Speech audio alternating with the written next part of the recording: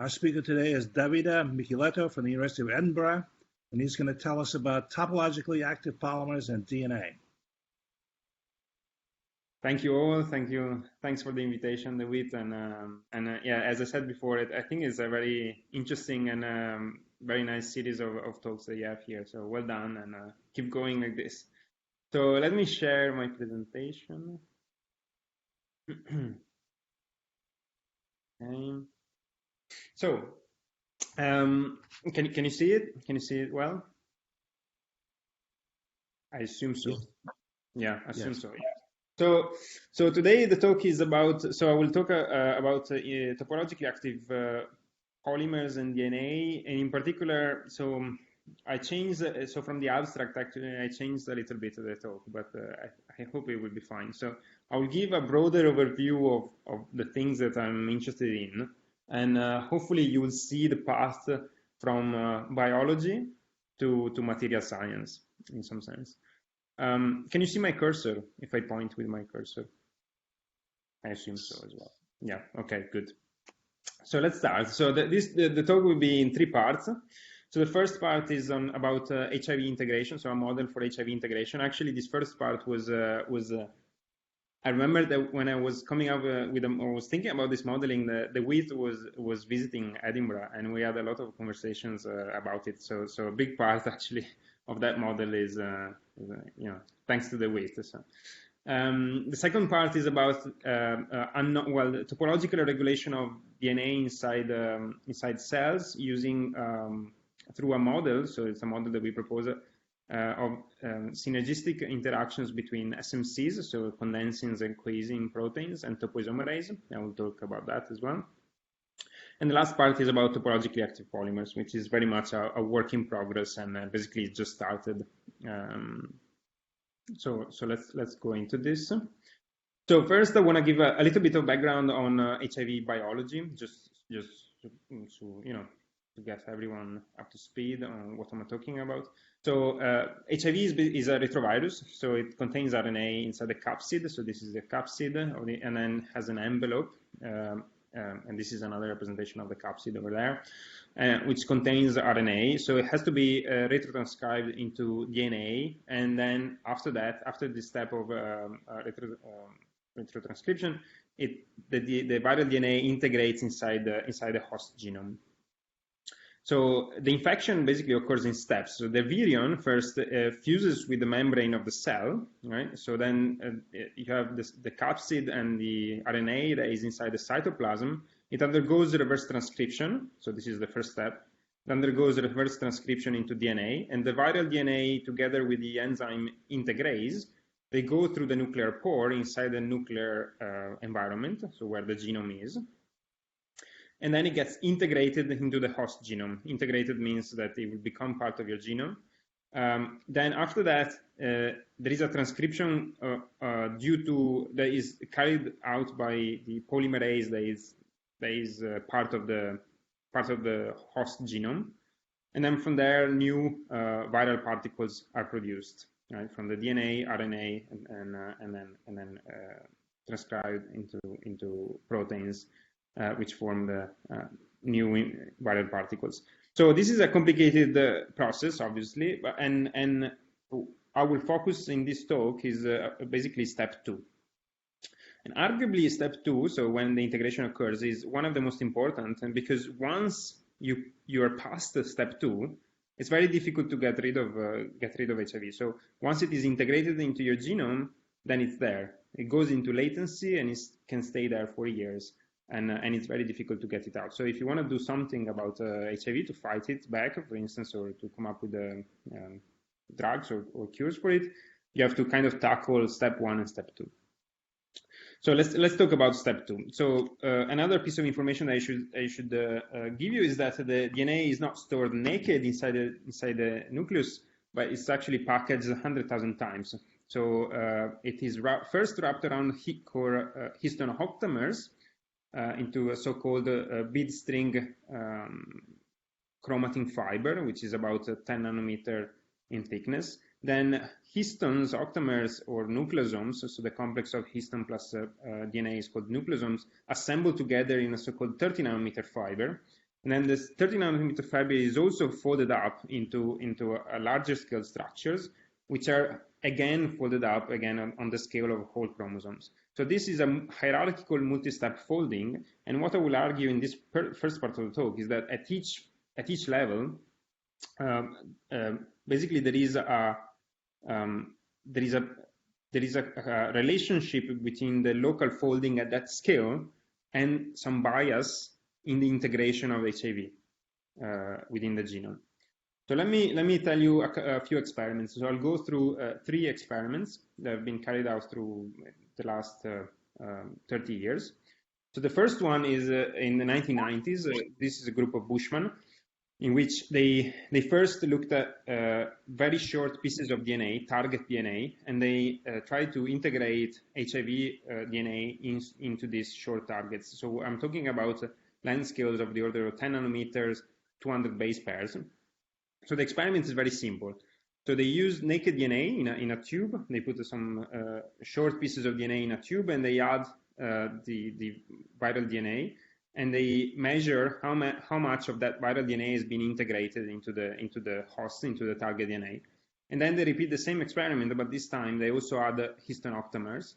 And what happens is that they see an enhancement of integration only after that they add cores. Cores meaning histone octamers. So you have nucleosomes in here. So this is accepted now, but it's quite counterintuitive because DNA wrapped around histones typically is thought to be less accessible for proteins such as integrases. So the scale, I want to go one scale up now, and I'm talking about chromatin fibers at the scale of 100 nanometers, let's say. And here the experiments are very difficult to do, both in vitro and in vivo, because I mean there isn't a clear picture. It is quite controversial what is the exact folding of chromatin fiber at this length scale. So there are many experiments at this length scale. One length scale up, which is 1 micrometer, the size of about a chromosome. Then these experiments were possible when sequencing was available. So after 2000. People have started to, you culture the cells, you infect them with the HIV, and then you harvest them and sequence their genome. After that you sequence them, you can basically see where HIV has integrated, right? And so, for instance, in this case, it's chromosome 6. See, all these red dots, red pins here are where they seen sites of integration of HIV. And the red color down here represented the gene density. So what you can see is that there is a strong correlation between the integration of HIV and genes, okay, and gene density. So again, so this picture in particular should tell you one very simple fact, that HIV integration is not random. So it has a bias towards certain features of the genome, and people want to understand why, right? Or how, more than why, how this bias occurs, let's say. What are the mechanisms? Then let's go at the largest length scale, so that of the entire human genome.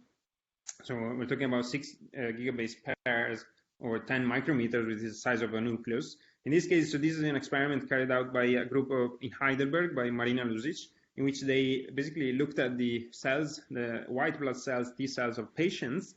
They sequenced them and looked at where HIV was integrated. They found a subset of genes. They call them RIGs, so they are recurrently integrated genes, which, as the name says, they are particularly attacked by HIV. So they see HIV quite a lot, very frequently attacking, inserted inside those genes. What they did was do a lot of imaging and a lot of FISH, which is fluorescent in situ hybridization, where they have some fluorescent probes tagged to those genes. And what you can see from this picture here is that is basically that these green dots, which are where these genes are quite close to the nuclear envelope, which is the red signal. So if you do a statistics over this, then what you can see is this red curve, which is the probability of observing a RIG at a certain position with respect to the nuclear center. So this is the nuclear center, and then you go outside. And what you can see is this red curve here. But if you take a random set of genes, then it's this black curve here. So once again, what you can see from here is that the integration of HIV is non-random, so it does not integrate in a random set of genes. Okay. Now this is basically a very brief background of the biology that is necessary and the experiments. And now basically we want to understand how. So how is this biasing? What are the mechanisms of these biases? So first, I need a model for DNA. So what I'm gonna use is a coarse-grained model for DNA. It's a big bead spring model where there is the beads interact with a certain Lagrange potential. With the Lagrange potential, so they are completely static. Then the bonded atoms, the bonded beads are bonded via affini potential, which diverges at R0 and basically doesn't allow strands to cross through one another, so they preserve also the topology. And then I'm adding a bending potential that introduces the stiffness of the chain, right? In this case, my coarse graining is that each bead is about 2.5 nanometers, so it's about 7 base pairs, and the persistent length of naked DNA is about 50 nanometers, so I have a persistent length of about 20 beads. And then I evolve the Langevin equations, basically with implicit solvent. So the solvent is taken into account using a friction term and then a stochastic noise, and the two are related by the fluctuation dissipation theorem. Okay, so then I also need a model for the integrase, and as far as I know, no one has tried this. So what I wanted to do was, to start very simple as possible. In this case, so I'm showing on the left-hand side here, I'm showing some crystal structures of the HIV integrase, and as you can see, I mean, these complexes these proteins are very complicated, obviously. What you can notice here as well, which is kind of nice, is that the integrase is able to catch the two ends of the viral DNA.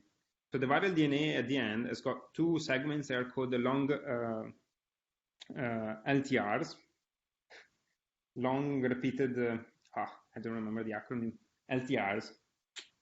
I'll have to look it up. But basically, it's a segment that it doesn't encode for any protein, and its role is to participate to the intersome complex, which is the complex that integrates the viral DNA inside the host genome. And so because the two ends are sitting here inside basically the integrase, you should imagine that the rest of the viral DNA forms a loop. So it's topologically equivalent to a loop, okay, the viral DNA.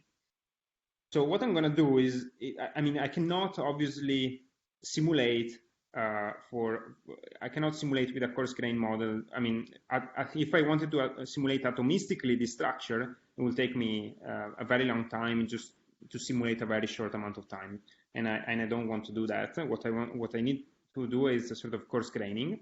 So I'm going to do a physics step. And my physics step is to take a spherical cow, right? So my integrase is going to be just the simplest thing possible. It's just a ball in space, and in this ball of space, what I'm going to do is that every time the two polymers are nearby in 3D space, okay, I'm imagining that there is this ball here, like the integrase, which performs a reconnection. So the bonds of the two polymers are broken and then reconnected. So at least this move is attempted. So if I start with two linear chains, I end up with two linear chains with segments that have been swapped. But if I start from a linear chain, which is the target DNA, and a ring that is a viral DNA, then what I end up with is that one segment in which the green ring is integrated inside the target DNA. And what I should say is that this integrase acts, so does not require ATP. So because it does not require ATP, my assumption is that it obeys some sort of detail balance. And therefore, to account for that, every time that I propose this reconnection move, I'm also computing the energy before and after the move. So this delta E, right? So if my delta E, so the energy after minus that of before, is less than 0, then I accept the probability, accept the move with the probability 1. If the energy is greater than 0, I accept it with the probability that is e to the minus delta E divided by kBt, which is a standard metropolis step. So basically, my simulation is a combination of molecular dynamics simulation, Langevin simulation, and Monte Carlo moves. So let's have a look. This I'm saying the same thing. Let's have a look at a movie here of a simulation.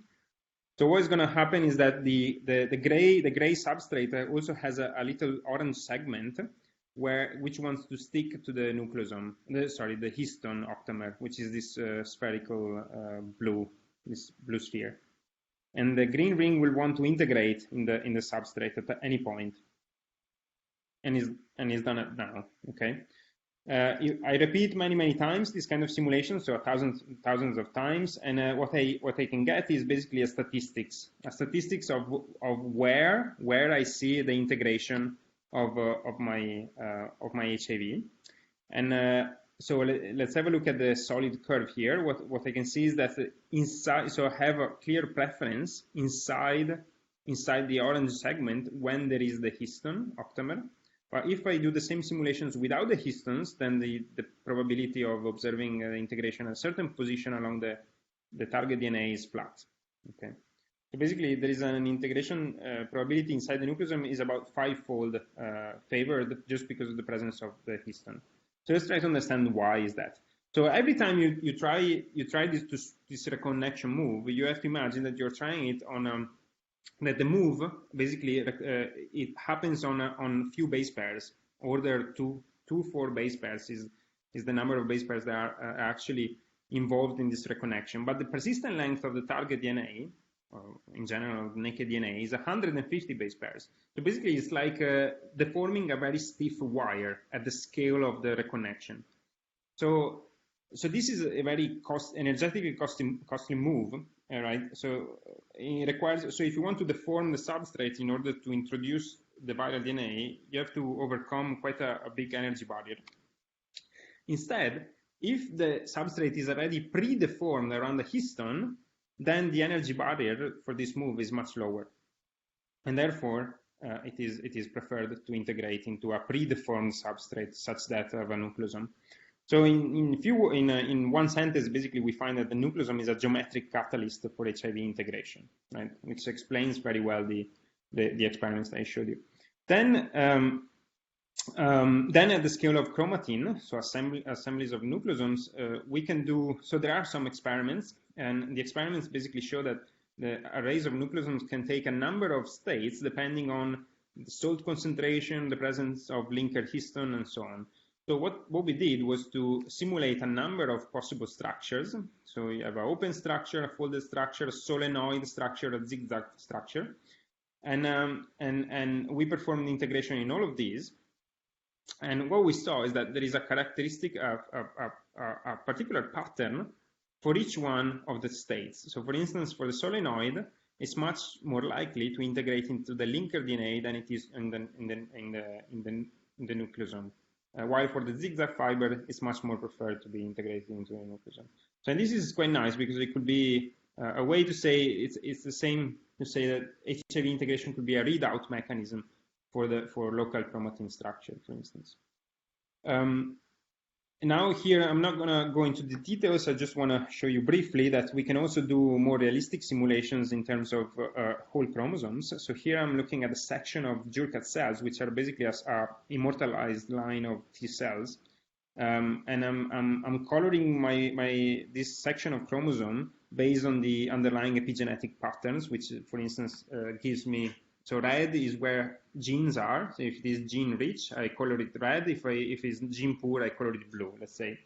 And by assigning some attractive interactions between the gene poor regions, which are motivated by other experiments and other models, which I will not talk about, basically I create a number of possible folded states, and then I attempt HIV integration in those folded states. And for the moment, just focus on this last plot here. The top part, the green part, is my simulations, and the bottom part is the experiments from the sequencing experiments from the Bushman lab.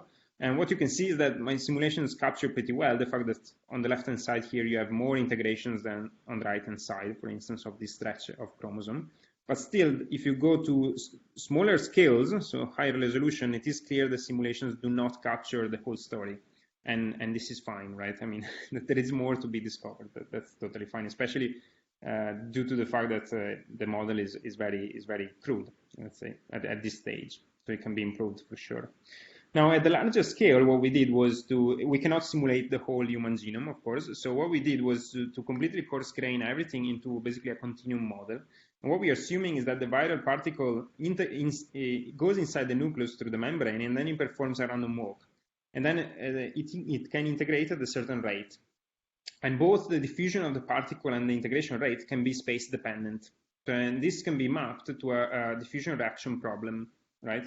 Where rho is the probability of observing a viral particle at position x and time t within the nuclear environment, the nucleus. And yes, so diffusion coefficient and rate could be in principle space dependent. So if you assume that DNA and kappa are space independent, just to start with, this model is analytically solvable. And we did the theory and simulations agree very well, so this is not a big deal. But what is nice is to compare them with experiments from the Marini group.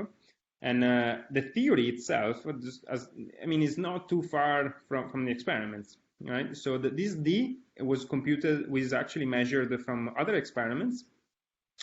And so what we did was simply to get a kappa such that the curve more or less was more or less compatible with the data points, and we could find a so-called penetration length of about 2.2 micrometers, which is the average size that the particle will enter the nucleus before integrating.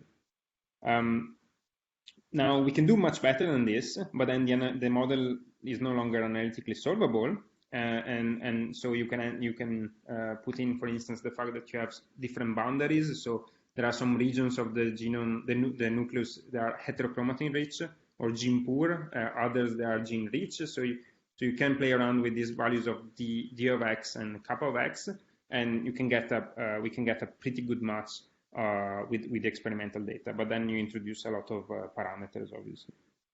Okay, so basically it's just a summary of this first part. So I've taken you on a journey from the outside to the inside of a nucleus. With an HIV virus. So at the largest scale you can think about this as a reaction diffusion problem. At the scale of chromosomes, I didn't talk too much about this, but the main player that determines the integration is the accessibility of the euchromatin, the gene rich and the gene poor parts. At the scale of chromatin, of arrays of nucleosomes, the specific folded, whether it is solenoid or zigzag fiber, matters quite a lot. This is what we see in the simulation. So there is a specific pattern for each of folded states. And then at the smallest scales possible, so that of a single nucleosome, we see that the nucleosome is a geometric catalyst. So the geometry so the DNA elasticity plays a big role in determining HIV integration. So okay, so let me go to the second part. So this is about the interplay of coisin, condensing, and topoisomerase. So let me introduce condensing first of all. So recently, this has been a big. It's quite a hot topic at the moment. And so let me just play these little movies from a Case Decker lab. Probably you've seen it already. Basically, this is an experiment, an in vitro experiment, where there's a piece of DNA that is tethered on a surface, and then the red signal is condensing. And what you see is that when condensing lands on the DNA, there is a brighter and brighter green spot. So meaning that DNA is accumulated. Now, if you look at on the side, so instead of here, you're looking at from above.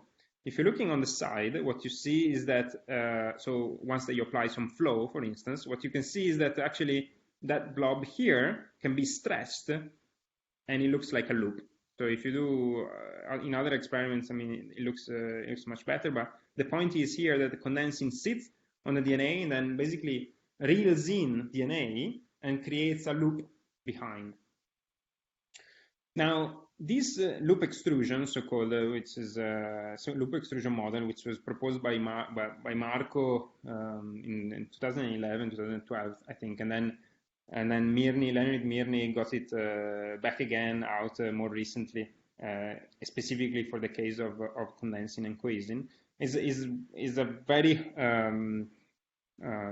hot model, let's say, at the moment, especially to explain how the genome is organized in interphase. So here I'm showing just a couple of examples of studies in which people are basically trying to determine what is exactly the role of these loop extruders, which can be coesins, which are coesins in this case rather than condensins. So in this case in bacteria, and in this case in human cells. And so there are some features. I will not go into the details of what these figures are, these maps are, but basically there are some features that people are interpreting as due to the presence of these coesins that are loop extruding the DNA. But more important, well, not more importantly, but equally importantly, let's say, condensing and coesin were discovered well before this 2011, 2015 or 16, whatever.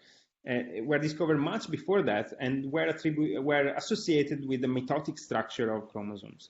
In particular, coesins are those the proteins that keep sister chromatids together, and condensins are the ones that form the backbone of the mitotic chromosomes that then are needed for the two sister chromatids to be pulled into the daughter cells.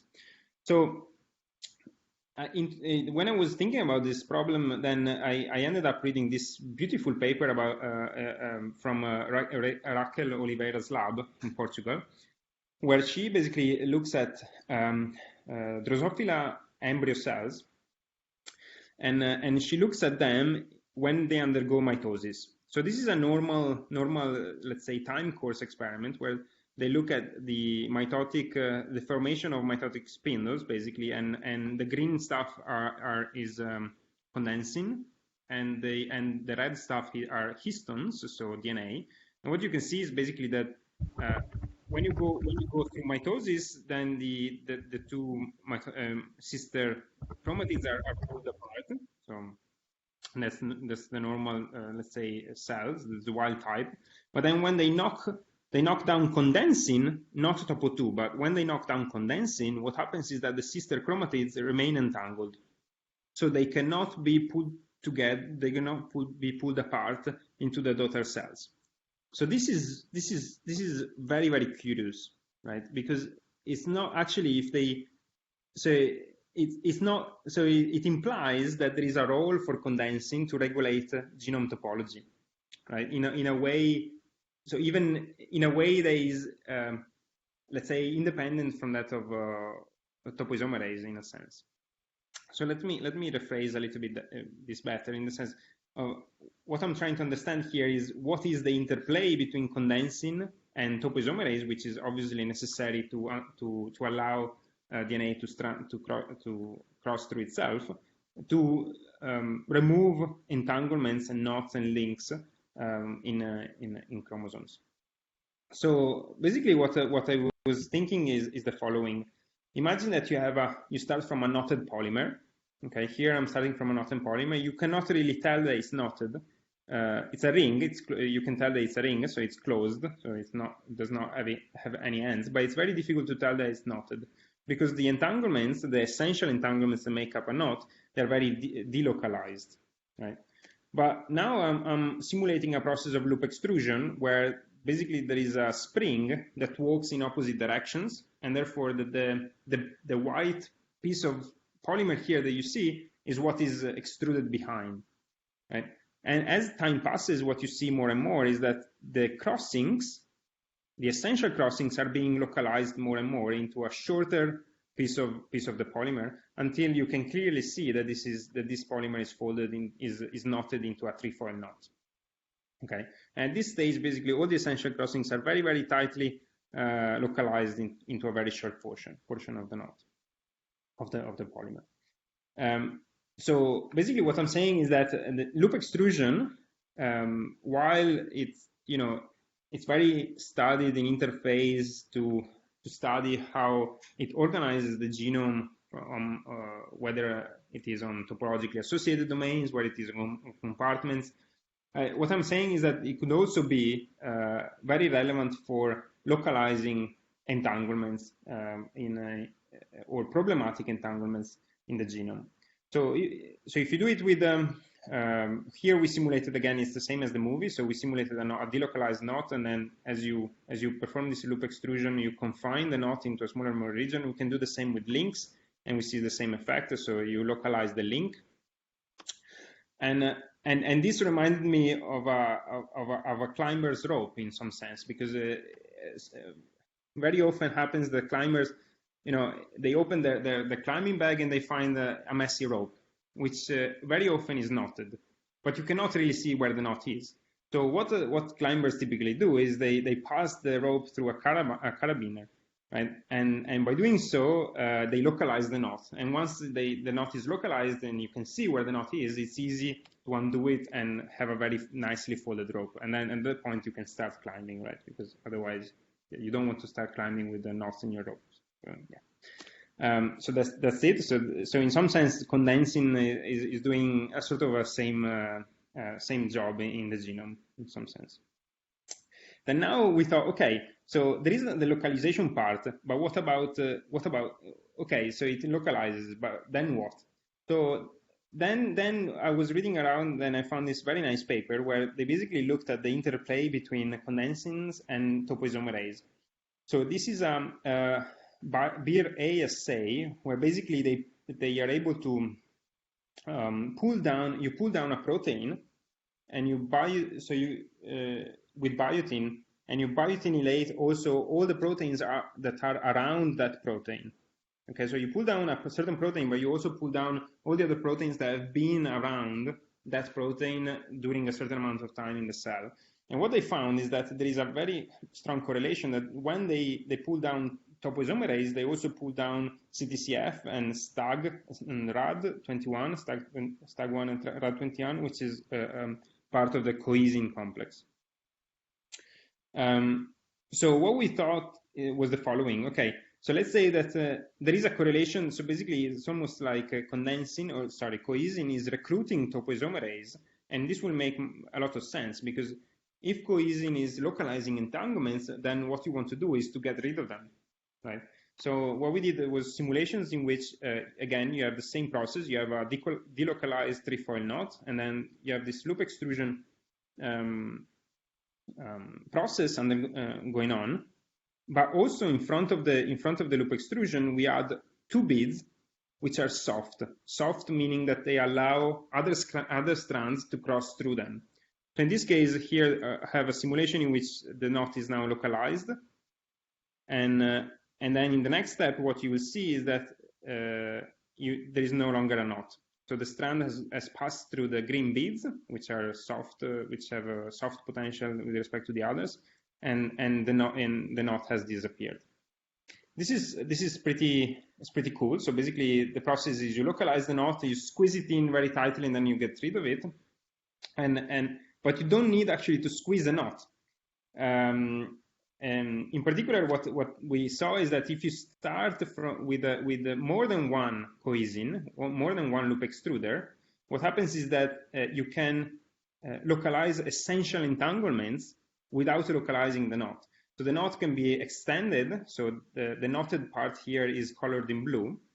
Okay, so the knot can basically take quite an extended region of the ring, but the coisins, the loop extruders are able to localize the essential crossings. And once the essential crossings are localized, you can do them again with the topoisomerase. Then what we thought is, well, this looks very cool, but let's try even harder. So now here, this is a very complicated knot. I think it's a 5-1 if I remember correctly, and we put it under confinement.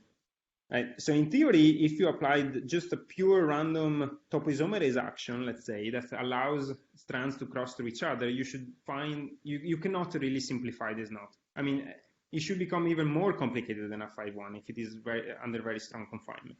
But what we did was, again, to model this loop extrusion coupled with the topoisomerase, and I will speed this up because it's a little bit repetitive. But if you believe me, at the end, basically you don't see a knot anymore, so it's completely unknotted.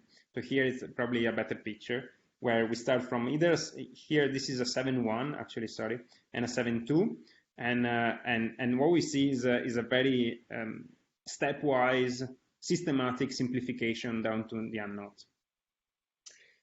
We were very pleased of this because this means basically that even in very adverse conditions, this synergistic process can remove entanglements and simplify the topology of the genome. And also we wanted to compare with the existing models of topoisomerase action. So this is a random passage model. RP is a random passage model or a hooked juxtaposition model, which basically allows strands to pass through each other only if they are a certain angle with respect to each other. And what we could see is basically, I don't want to spend too much time on this table, but let's have a look at, for instance,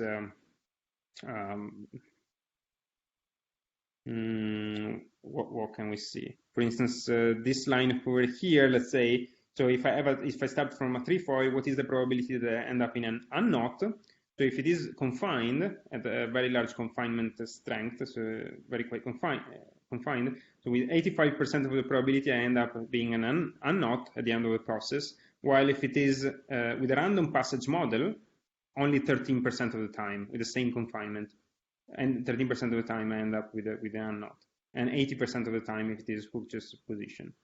And so we were very pleased with this in the sense that it's quite a nice, promising model, let's say. And then very recently, so this is a 2021 paper, the group of Joachim Roca in Barcelona, they did some very nice experiments in vivo where they knocked down condensing, and they looked at the topology of so the knots inside the yeast mini chromosomes, and what they could see is that again, condensing, if you knock down condensing, the entanglements go up, so the knots go up, and this is very compelling, let's say, evidence that there is something like a synergistic mechanism between the between condensing coisins, loop extruders in general, and topoisomerase. Okay, so let's go to the last part. I have about maybe 15 minutes. So I showed you two examples of biologically interesting systems, and then I want to make a step towards more material science kind of approach, inspired by the genome and inspired by the processes that I showed you.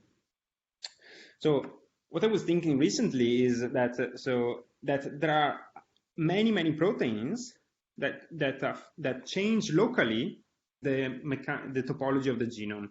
So this is a reconstruction of a human genome, of the genome inside a human cell, and what you can see is basically it's a mess, right? So it's 2 meters of DNA inside a 10 micrometer nucleus. So nature has to be very smart on how handles this mess, because you don't want to break the genome when you divide the cells. And basically the solution that he has found is that you don't need to degrade the DNA, you don't need to break it up, almost never, when you want to divide, for instance, the cell. What you do, what nature does, is to perform local changes, but that affect the topology at the global scale, right? So these local changes is basically in here they are drawn in a sort of a tangle model spirit, let's say. There are an army of proteins, as I was saying. So there's the topoisomerase that you saw. I just talked about them. Then you have restriction enzymes. For instance, they just perform a cut. This is not a tangle diagram, but yes, it's a generalized, in some sense, a tangle diagram. Then you have recombinases. That's again is basically the same as an integrase. It's they do a very similar job. And then you have these SMCs, which are condensings and coisins, which either perform loop extrusion, or some models also say that perform inter-strand linking, so links between 2 strands of DNA. These blue lines are DNA molecules. So the state of the art of the field, let's say, from my point of view, is that the action of these proteins are typically studied in vivo by molecular biologists. So they're interested in mutating these proteins, and then they see what happens to the cells, if they are still fine, if they survive, if they die. And in vitro, there are a range of, so there are many biophysicists who want to study the action of these proteins at the single molecule level. But I wanted to propose something different. Can I reverse engineer this approach? Can I take what is known of these proteins and use their properties to make topological complex fluids?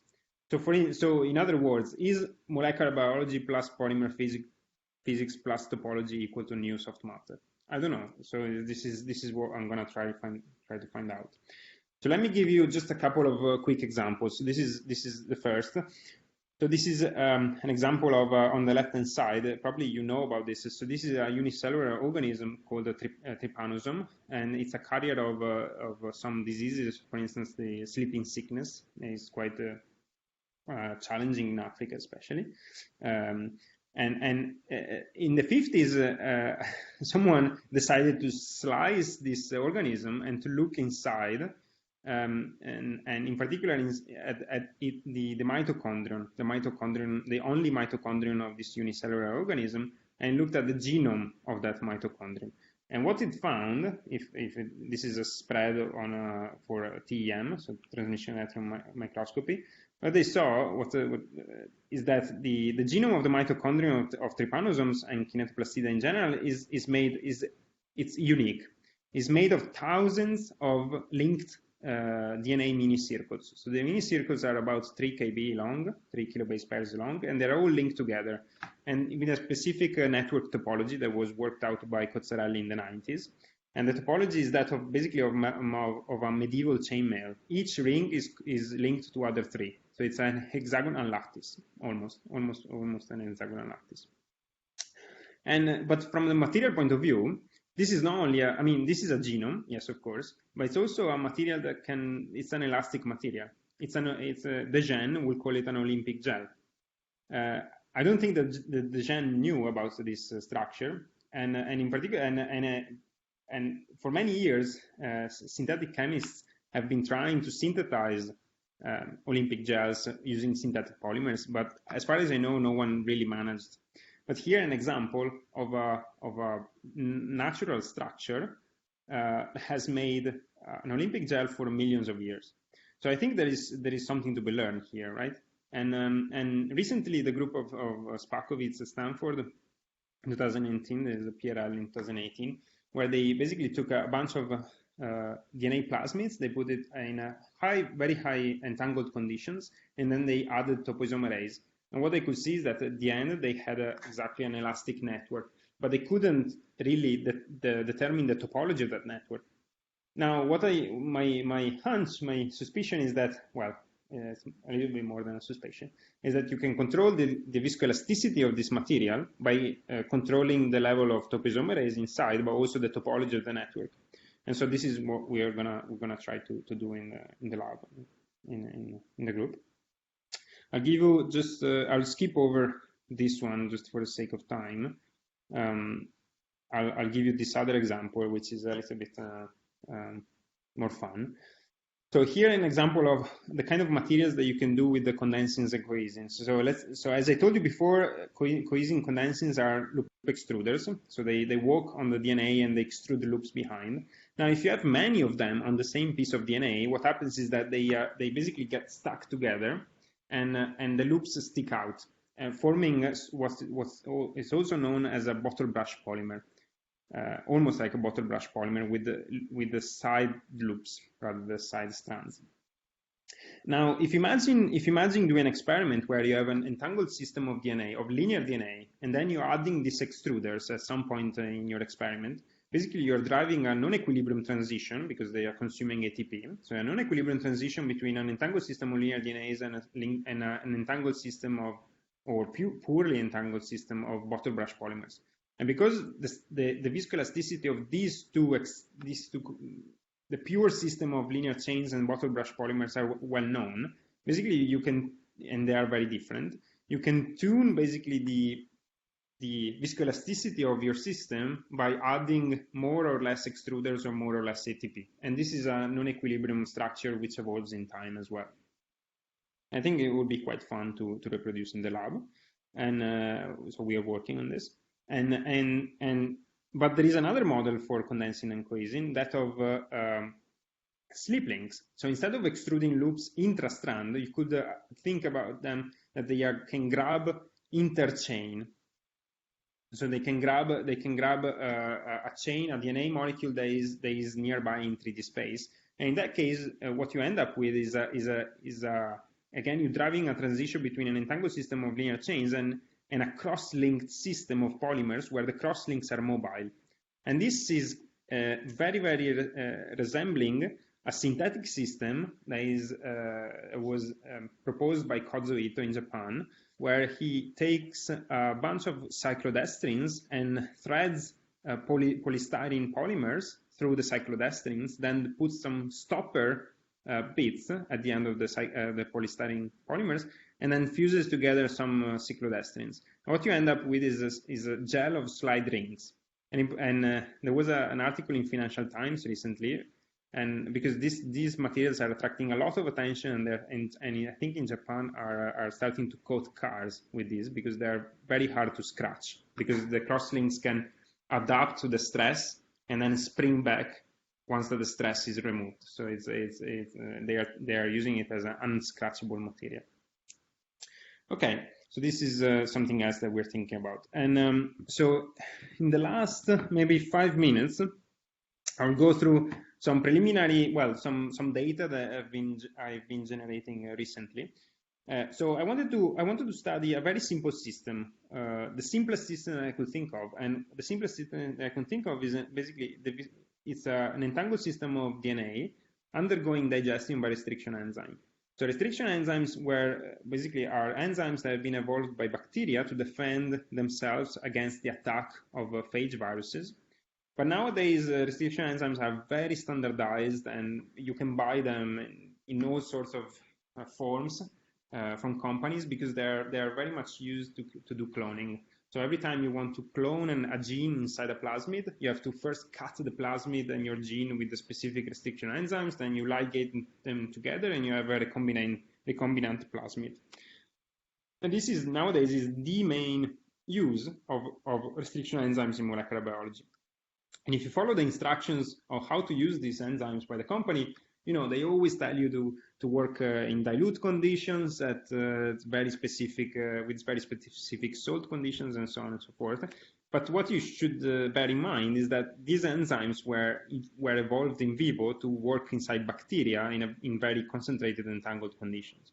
So I thought, well, okay, so then I thought, how about measuring the viscoelasticity of an entangled solution of DNA that undergoes digestion? So I know the theory about this, right? So for entangled system of DNA, it behaves like a polymer. And for a polymer in entangled conditions, it undergoes reptation. But if I also add something that changes the architecture of the polymer, then I have to think about not only reptation, right? So reptation is the movement of this polymer in a sort of a tube that escapes the tube made of other chains surrounding the test chain by doing this snake-like motion. But these chains that undergo architectural changes can also relax, indeed, by changing their architecture. So there are a couple of theories to explain one and the other. So let's go quickly through them. I don't want to take too much time. But basically, so for the reptation only, so if I don't change the architecture of my polymer, I just have to do relaxation of my chain, of my entanglements, using reptation. And for the reptation, there is a very well-known theory, the Doi-Edwards theory, that tells you that this problem is mappable to that of a random walk in a 1D domain, that is the length of the polymer, where the two ends of the polymer are absorbing, basically. So when my walker, which is a segment of my tube, reaches the end of the polymer, then it's absorbed, so it's completely relaxed. Okay? And because I have L segments that needs to be relaxed. And if I do a random walk in 1D, it takes L squared to reach the end, to span a segment that is L segments long. Basically, you can do, without going into too much details, you can see that the relaxation time of a full chain goes as L cube. Okay, so you have L segments, each of them L squared, so it goes as L cube. But now, Mike Cates in 1987 proposed a slightly different theory for living polymers. So for polymers that undergo changes, architectural changes, and these were inspired by surfactants. So they undergo equilibrium topological or architectural changes. In particular, he was thinking to the case in which polymers were cut, which means so broken, which means that basically the end of the polymer was shortening, and situation in which the polymers, these worm-like micelles, were fusing together, and therefore if they're fusing together, they're becoming longer, and therefore you can add basically a stochastic term to this relaxation process in which the domain becomes longer, so that the problem basically maps into that of a random walk, then moves into this domain, but the domain changes length in time with a certain rate. Okay, and if you work out the theory, it turns out that the main relaxation time, the main relaxation process is when you have to wait basically for a breakage to occur at the distance lambda from the position of your current tube segment, which is within basically the diffusion time of that segment. That lambda has to be lambda squared, has to be comparable with the diffusion of the segment times the tau b, which is the time in between two breakages. Okay, and if you do a little bit of algebra, you end up realizing that the overall relaxation time is the geometric mean of the reptation tau d time and tau b, which is the breakage time, so the time in between two break points. Now, if you want to repeat this in a non-equilibrium system, so in my case, I just want to check one or the other. So I just for restriction enzyme, I only want to do breakages. So what happens, I'll go quickly through this. Basically, the relevant length scale changes in time. So the length of my polymer changes in time. So it goes from L naught, which is at the beginning, divided by the number of fragments in time. And so you have a parameter here, which is chi, which is the number of breaks within a relaxation time. And if you work out the math, the relaxation time of this system changes in time as basically chi t over tau d plus 1 cube. Okay, so there is this dependence over here. Let me skip through this just quickly.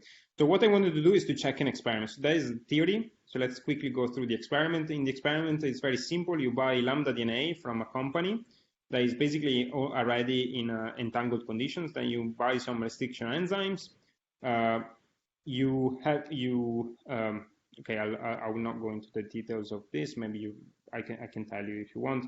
But basically, what you do is you put them in. You put the lambda DNA together with some beads to look at the rheology of the diffusion of those beads, and then at time 0 you add the restriction enzyme, and you look at you track the particles, you track these beads, and you look at their diffusion in time. So if you look at the mean square displacement of these beads against time, you see that as time passes from the start of your experiment, they become more and more, faster and faster, basically. After 3 hours, they are completely freely diffusive, but at the beginning, they show subdiffusive behavior at short times. Now, if I'm looking at now this is basically the last slide. If I'm looking at if I want to measure the viscosity, what I can do is basically to look at the large time diffusion coefficient, which is the linear fit of the mean square displacement at large times. I can get a diffusion coefficient, which is kBt divided by 3 pi a. A is the size of my bead eta, and eta is the viscosity of the material. And if I do eta divided by eta naught, this is what I'm expecting from the theory. Eta naught is the viscosity at the start of the experiment, and this is what I get. So this is what I get. So the black line is the theory. So this is the prediction, and the points are for this plot is using different restriction enzymes, and here is using different concentration of restriction enzymes, where I have rescaled time appropriately here using this chi. So this is a very nice match, and it may be used to inform controlled degradation of DNA-based materials, for instance. This was quite nice to see. Now, this is a piece of trivia that I don't think I have the time to go through, but basically, I'm not the first one to do this experiment, but the first one they did it was in 1970, these two guys, and they won the Nobel Prize in medicine for this, because they discovered the first restriction enzyme. They mixed basically the inside of a bacterium together with the DNA of a virus. They put it into a Ostwald viscometer, and they saw that the viscosity of that solution was changing in time. And they saw that basically they ended up saying, okay, there must be a restriction enzyme, and they called it HinDi2. And the HinDi2 is that restriction enzyme. Now, the conclusion they got from discovering this is that I am only 50 years behind, basically, these guys. So I'm catching up, hopefully quickly. But the nice thing is that when I take their data and I plot it against my theory, it falls on top. It falls on top very nicely. So even the experiment that was done in the 1950s agree very well when I rescale time appropriately with my theory. So this is very nice. Summary, conclusions. So the genome is a material of the summary of the last part. So the genome is a material, so you can think about it as a material, as interesting viscoelastic properties. Solutions of DNA and proteins have interesting viscoelastic behaviors that may be relevant for biological function, but also they're interesting for maybe new material properties. Microbiology can be used for a quantification tool of these fluids, and the viscoelasticity of these solutions undergoing extinction digestion appears to be universal, so does not depend on the enzyme or the concentration, and it obeys this very simple power law. I will not go through this because I know I'm late. I want to thank you for your time and the lab and those who are paying the bills for this. Thank you. Well, thank you for a terrific talk. How about some questions? Thank you, Davide. I enjoyed that you presented a great deal of information. So I have a very basic question. I'm sorry, has to do with really elementary geometry, if you like, but I'm curious. And if you go back to your definition of bending potential, yeah. I noticed you have at the very beginning, one of the first slides, you have 1 minus cos theta. And of course, I believe has to do with some geometric property. But, 1 minus cos theta can be interpreted as a solid angle. I wonder if you know any interpretation of this, apart from its, I believe, strict derivation from some geometric modeling. No, yeah. Typically, you model this because it's for small theta is a harmonic potential basically. It's the correct way it is implemented is not with a minus, but it's with a plus, and the angle that is defined is the other one, is this one. So basically, you take the tangent of this segment and the tangent of this segment, you take the dot product and the arc cos, and you get the theta here in between, and this is 1 plus. And when you expand, obviously, cos theta, then you have a 1 minus x squared, theta squared, and that basically fixes, so gives you a harmonic potential of your theta. You're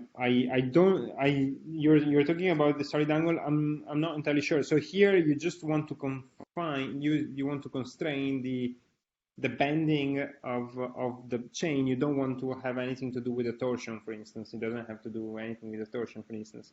So no, I believe it's just a coincidence, but I'd like to think about this because in potential theory there is a way to express potential in terms of solid angle. That's why it captured my interest. It's just it might well be a coincidence. And then I have a question about your comment on, I'm sorry, I tried to recover the information. You mentioned at a certain point the role of a geometric catalyst when you talked about histone geometry. And Yeah. I was wondering if that remark is about nature evidence, scientific evidence, or is related to observation due to your experiments. Yeah. So there are two evidence for this. The first one is the experiments, which are the ones by Bushman group in the 90s. Basically, they see that when they do the infection of in naked DNA, well, in naked DNA plus histone is preferred, so you have more integration with respect to just naked DNA. So basically, the presence of the histones do not hinder the integration, but actually accelerate it. Which is basically, it's a definition of catalyst. So they accelerate a process of the integration, and then this is confirmed by in the simulations here. The assumption that we make is that the integration happens in quasi-equilibrium. So in the moment that you trigger the detail balance, so by the metropolis step, then you retrieve this preference for the pre-deformed DNA. If you don't have the metropolis step, then the probability here is flat, which is in disagreement with the experiments. So basically, we made an assumption and we checked back whether that assumption is confirmed, is comparable, is in agreement with the experiments, and we see that it is. So the geometric catalyst is basically, let's say that it's suggested by the experiment, but it's confirmed by the simulations that we do that assume that there is this effect of the DNA elasticity, because it could be another effect. For instance, it's not necessarily. So for this, to explain the results of this experiment here, you could, for instance, say that it's an interplay between the integrase enzyme and the histone itself that explains the increase in integration. Instead, with the simulations, we say, oh no, hold on, it can be just an elasticity. A geometric effect. I hope. So when you say smaller bending, it means evidently less is. I wonder, just to understand correctly, it means that involves less bending energy. No, it has more bending energy. The ground state, right? So if it is pre-deformed around the histone, has more bending energy, but the barrier to get over in the integrated state is smaller. So that if you want to deform. Okay, is. Yeah. Okay, yeah, I understand. Thank you. Thank you.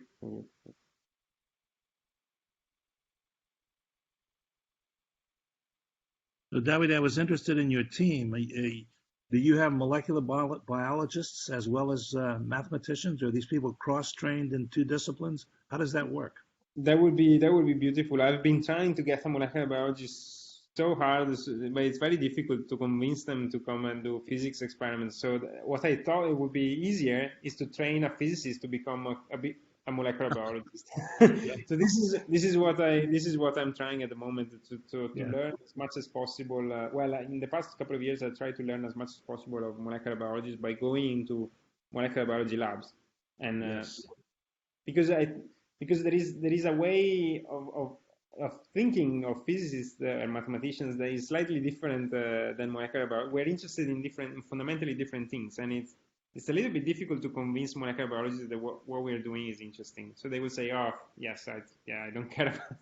They will say, "Oh, I don't care about that." So there you go. Yeah. Right. So you're training yourself in molecular biology. That's a good thing. Myself, and also we have chemists. I have a chemist, a PhD. I have a physicist.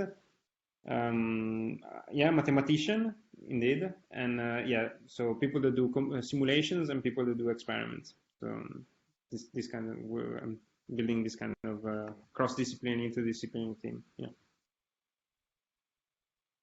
Well, are you working with Typanosome directly, or are you? I bought so much kinetoplast DNA that you cannot imagine, and my freezer is full of kinetoplast DNA. I not the organism itself, obviously, but the already purified kinetoplast. It's super expensive. It's really I don't know. Hopefully I will use it well. So every time I open the freezer, I very, very careful about using these little tubes that cost maybe 700 pounds. Oh my God. Wow. I'm always scared to spill something on the floor. Anyway. Yeah. Well, it's better than working with Interplay, the Trypanosome themselves. You don't want those guys. Absolutely, that would be even worse. Yes, absolutely, absolutely. Cool. Yeah, no, thanks a lot, actually. Any other questions?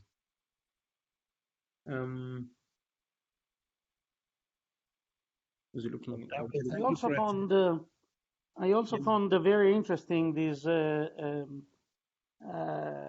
reference to viscoelasticity and to increase viscoelasticity through linkage, say, of structures. There is an old picture, an old drawing by Maxwell, and with almost a web of rings interlaced, and he was wondering how to call that. Indeed, he proposed the word web for that system, and it resembles a little one of the pictures you showed. So this seems a very promising field of research for new materials. Yes, yeah, absolutely, absolutely. No, but I never heard about this story about Maxwell, actually. No, do you have maybe? I should look it up, actually. Well, it's unpublished, but I'm happy to send you a copy of the drawing, because it's what I discovered when I went through lots of personal notes of Maxwell in Cambridge. Oh, wow. That was a long time ago, but yeah. Wow. That's fantastic. Yes, please do send it. Yes, I will frame it to put it in my office, probably. Okay, I will. Thank you.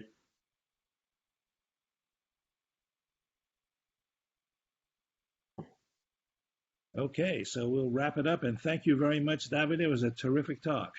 Thank you for the invitation. It was great. Yeah, thank you, Davide. Thank you very much.